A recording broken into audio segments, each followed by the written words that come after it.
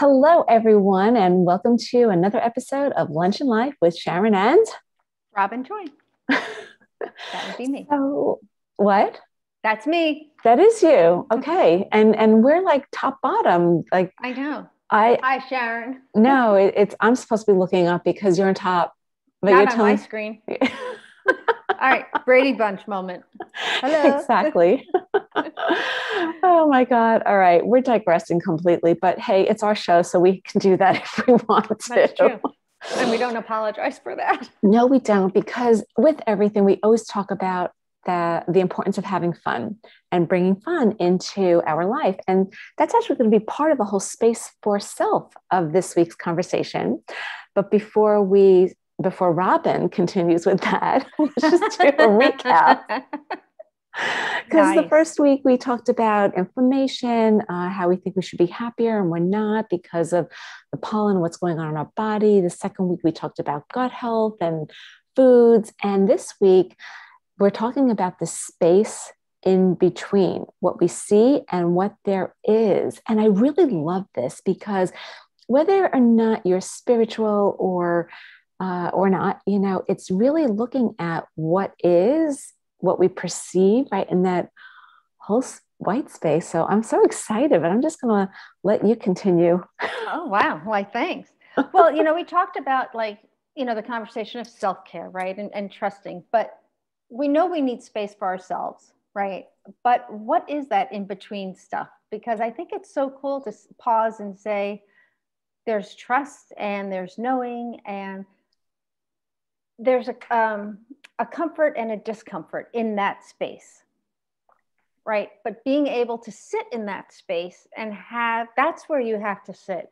And that's where I think the truth really lies in how we begin the self-care, because that's where the aha moments happen. That's where the good stuff and the bad stuff, but the bad stuff leads to the good stuff happens.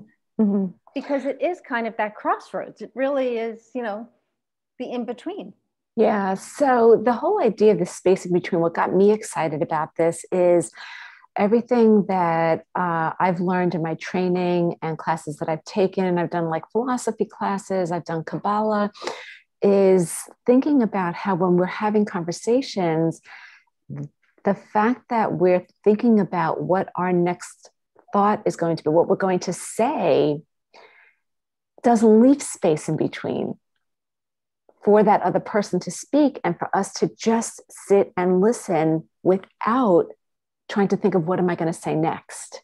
Mm-hmm. And to me, that was a huge epiphany, because then I looked at it as like, it's not just black and white. We're not just, right next to each other. There's a whole level of gray in between and an ocean of pause. And when you're there, it's putting you in that spectator on the stands, looking out over the conversation. I know that's kind of a little like maybe philosophical, but it's giving you a bigger aerial view of not only what the other person is saying, but what's going on in your environment. Mm-hmm. Well, that's a lot to unpack right there.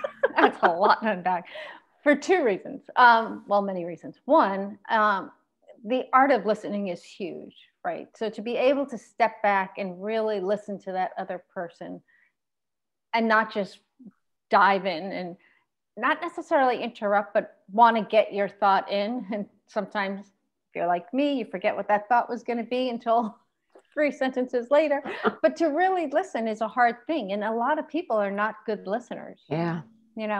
But the other side of that, the gray space in between, this is a lot to unpack when you were saying kind of overlooking. It's also kind of, do you step into that space? Like, let's take the analogy of, the ocean, right? Are you going to sit back? Or are you going to step in? Right. So what are those thoughts? And then what's holding you back? Or are you just going to jump and take the leap? So if you look at the whole picture of like life as a journey and go from that angle, what holds you back? Right. So what what are those beliefs that you've been brought up on? And some of this is going to go into next week, I know that, but what's that system that you've been brought up on that really doesn't sit with you right now? You know, and that can go into work related things, that can go into relationships, that can really go into a lot of life. What do you do with it? And it's really getting comfortable, frankly, being uncomfortable and making that decision to say, this works for me or this doesn't work for me. And so I'm going to take that leap forward. And as we talk about like the forgiveness and, you know, fear, forgive sort of thing, not feeling guilty moving forward. Mm-hmm. I agree. And in that space, that self-care, you know, when you don't have that space, right, and you're reacting, there's no room for any of that self-care. So we need to really take that different point of view so that we can then decide, not only are we going to leap into it, but how are we going to prioritize it so that we always prioritize ourselves as well. Right. And that's huge. Yeah, don't put ourselves on the back burner. You know, like you and I were talking earlier about always making sure everybody else is happy. Or the fact of, you know, yeah, this is okay. And we make an excuse for it. Right. Until we just had this whole conversation about that. Yeah. And that's that space in between also of realizing I need to create that space. Yes, maybe it's a huge, vast ocean. And I'm here, am I going to jump in? But I also need to look at where the waves are, and is there an undertow? Is there a riptide? And so that juxtaposition of our lives and stories we're telling ourselves about what situation we're in, pausing. Right. And the big thing too, I think so many people get stuck without realizing is that our lives are constantly changing, right? Let's look at us. I mean, we don't have young children at home. We're not in the beginning of our career. We're in this next phase. Our kids are older. We both have a young adult home with us now because of COVID, living with us, both ready to leave again. But change is good. Change is good for them. Change is good for us. So everything, there is change, a constant change. And that's a good thing. Like, it's a good thing. And if it's not changing, why isn't it changing? And it's a good thing to always kind of reevaluate where you are and where you want to be. I was talking to my client this morning, and she's a finance person. And I was like, so how are the numbers on the first quarter? Because she had a lot on her plate. And it was just kind of like, just reevaluating and sitting back and looking at the books, you know? So for her, who's finance and her life is all numbers, you know, in a way it was funny for me to even ask that, but it was a good conversation to be like, okay, this is where I'm at, and weighing it out, right? But just kind of always that pause and reflect and just seeing where you want to go. You made me think of something with nothing specific to finance and numbers, but in that conversation, seeing where you want to go and finding that space is resistance, right? So when we hit that resistance and we're trying to push through it, and it's not letting us, it's, to me, that time to reevaluate and create that space. Right. So, you know, I know we keep saying, or I keep saying it over and over again, that space in between, but it's really giving yourself that time to ask those and pause. You know, these are words that we keep repeating for a reason. Right. Well, I think sometimes the resistance is telling you a whole lot too, because why aren't you getting through that? You know, something is holding you back for a very big reason. There's a reason why the program's not created, or whatever that next thing isn't moving forward. So you need to be able to take that step back, and you need to be able to sit with it and pause and say, do I even want that to happen? And sometimes it's really a matter of being able to sit, and this is all the self-care, to sit with yourself and have that appointment with yourself and be like, maybe I really don't want that. Yeah. Whether it's, I don't really love that aspect of what I was going to do, or it just isn't something that's that worthwhile to me, really sit and really be honest with yourself. And sometimes that's a very hard thing to do. Absolutely. And to your point of it makes you uncomfortable.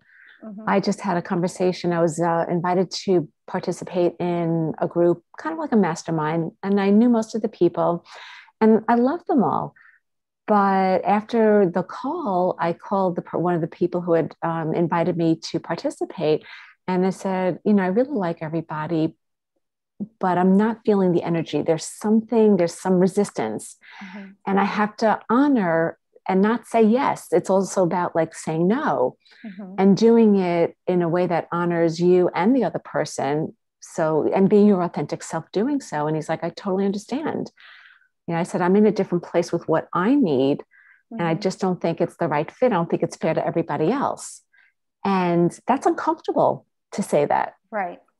But it's honoring what you need and then releasing it, because if I kept resisting and I kept, when I say kept resisting, it's if I was to keep moving forward and do it because I feel bad. I like these people. I don't want to disappoint. I don't want to let them down. What are they going to think? All of that would then make me feel bad. It mm-hmm. would just make me more resistant. And part of that was because it's not in alignment. Right. And that really does come down to you really being able to say, it isn't working out for me. And one step further, not apologizing for it. It's a decision you're making for you, and you don't need to apologize for it. Yeah. You're a little crooked. I'm a little crooked. Yeah. But not having to apologize for it. And I think that's even like step 2 in the process, right? You don't just say, I can't make it tonight and come up with the reason why you can't. It's just, I've made a decision, and saying no is just fine. Yeah. And no is a complete sentence. That's right. No and a period. Yeah. We've been so conditioned to justify, to give a reason. And then we start blumbering and, blabbering, and I'm not finding the right words right now. We always say like, no, but, or, because, and that's just kind of like the reason why. So just be able to put a period at the end of the sentence and call it a day, as they say. Right. And that is giving you that space in between. Right. So I would love to, for our audience who's watching this, I'd love to know what comes up for you as we've shared our take on this, because we feel that this is so important and part of the whole self-care and part of honoring what we need for our physical and our mental and our emotional well-being. Definitely. And let us know in the comments, like, when was the last time you actually said no to something and just put a period at the end of it without any reasons that you felt you had to apologize for? Yeah. And if you haven't said no, but wanted to say no, why didn't you? That's even better. Yeah. That's even better. Sounds good. It does. And a great place to stop, because that was a lot to unpack. And it's still kind of like a lofty, heavy topic. I know. We could go on with this. So think about that. Think about that space in between, because it's really an interesting concept. Yes. And I think we're going to be revisiting that again next month. I think we have to. Yes. To be continued. But for now, it's been great unpacking lunch with you as always, Robin. Always with you. And next week, we're going to talk about belief systems, another big topic to unpack. So stay tuned, everybody. Have a good day. Have a great day.